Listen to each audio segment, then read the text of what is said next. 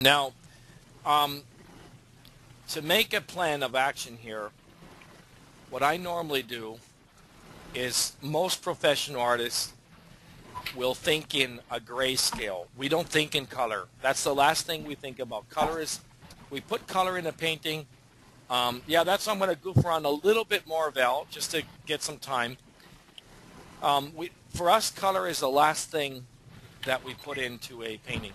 We worry about how will it look if I take a black and white photograph of it. How would it appear there? And I have learned over the years that if I don't do this, what I do is I take see if you guys can follow up on this. It's going to be a little bit maybe complicated, but those who have heard me over and over again will start to put this together. What I do is I think of three values. I break it down into, you can't hear this too many times, right, guys? Okay.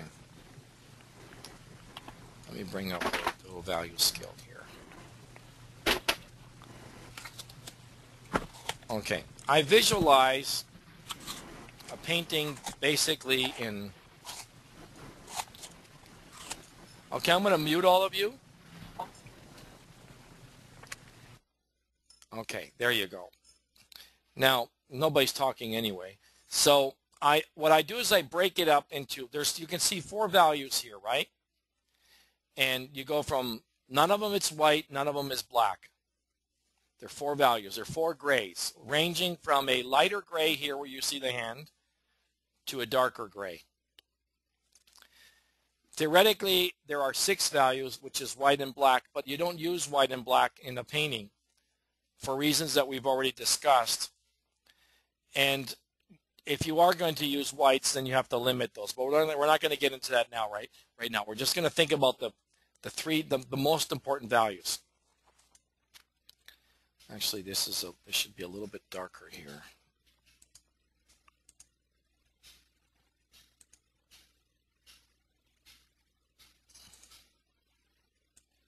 So it should be about like that normally. That's about right. Okay. Now,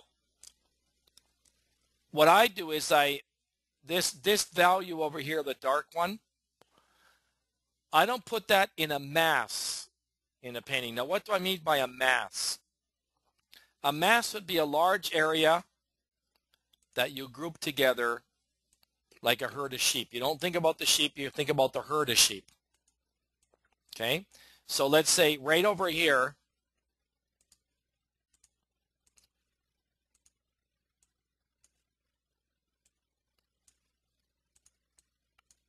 right in here,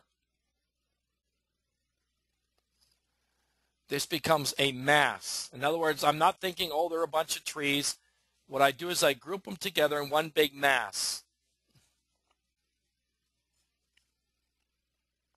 Maybe we can even include this as well.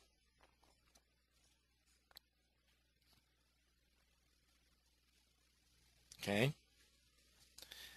Okay, that is considered a mass. In other words, I think about this value here, I'm canceling it out because it's so dark that the problem is if I paint that, it's going to end up looking like a dead area, colorless. So I don't work with the dark values. I only work with the three grays. So all the colors show up everywhere. Okay? By the way, if something's not clear, stop me now because this is important stuff. Okay, in fact, I can just put this together here. Now, what I do to make the painting more readable, what you do is you group these together into one mass. So if I were to isolate that, it would actually look out like something like this, right?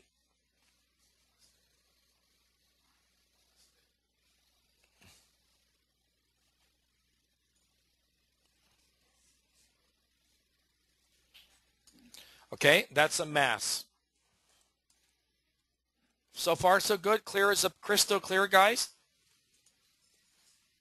People travel all over the country in the United States to get workshops from people like Matt Smith and Scott Christensen and spend thousands of dollars to get this. Now, what you do is I got to look for 3. So I'll take all this area here.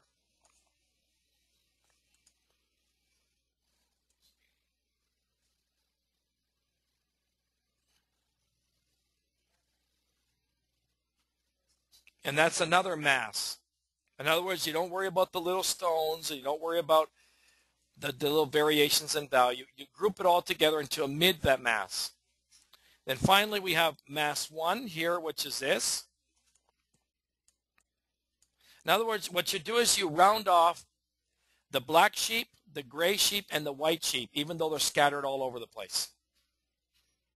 There's black sheep, there's white sheep, and there's gray sheep. Okay? Always thinking about 3 predominant values in the masses. This dark value here is reserved for cracks in the rocks, the underneath part of an evergreen tree, so that it looks 3-dimensional. But when you're thinking about masses, you don't think about, you don't paint them in dark. You paint them mid-dark. So far, so good?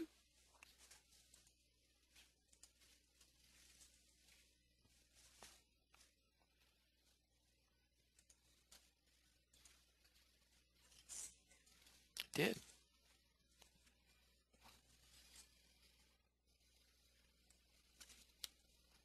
Ready to go?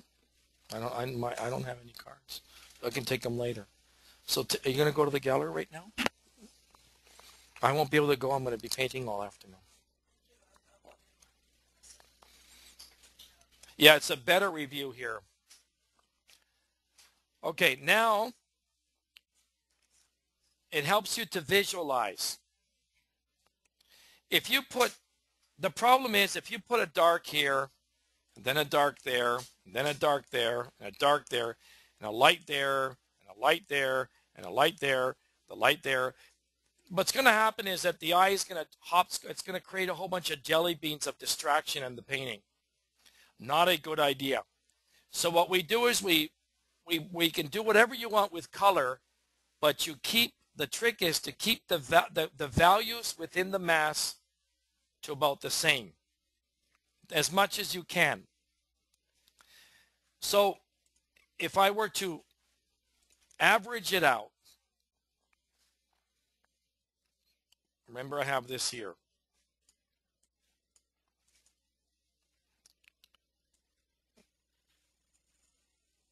Okay, you don't even have to worry about a good drawing. Don't even worry about it. You're just doing a plan here to help you visualize.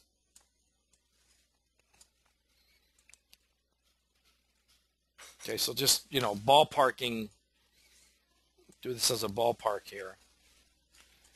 Then we have this over here, maybe a little bit over here. And then we have, you're not even worrying about the design within the masses. You're just worrying about the general value. Right now it's value, not color, okay? We're only concerned about value. So if I were to round this off, that's what it would basically look like. So this is what I'm going to do. Now I'm going to assign a predominant value to the mass.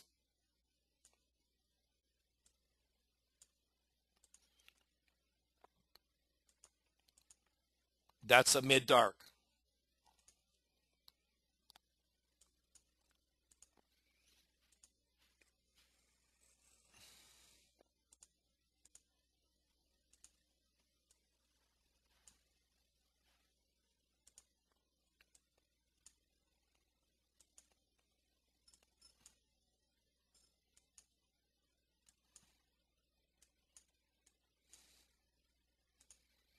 And we're going to get to the mid.